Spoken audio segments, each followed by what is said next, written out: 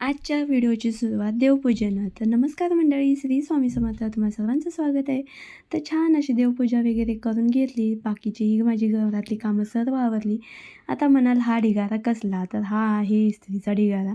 इतका सारा डोंगर पडेपर्यंत मी काय कपड्यांना हातच लावत नाही. इतका कंटाळा येतो ना मला इस्त्री करायचा. आणि नंतर ना अक्षरशः झोप येते मला इस्त्री करताना. इतकं कंटाळा येतो मला इस्त्री करायचा.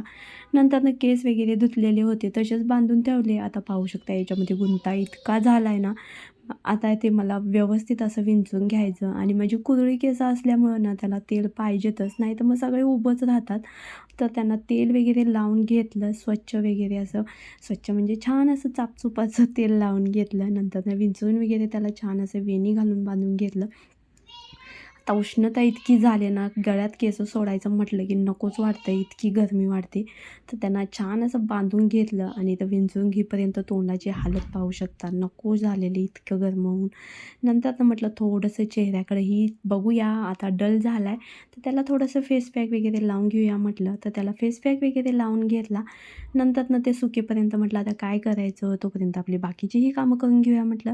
ते तिथं ना कांदे घेऊन ठेवलेले होते, त्याला तसे व्यवस्थित करून ठेवायचे होते. तर ते तिथं मी करून वगैरे ठेवले. नंतर ना 20 मिनिटानंतर चेहरा स्वच्छ धुवून घेतला. अगदी छान होतो मुलतानी मातीनं. तर चला इथंच व्हिडिओचा एंड करते. आवडला असेल तर लाईक शेअर सबस्क्राईब. बाय मंडळी. श्री स्वामी समर्थ.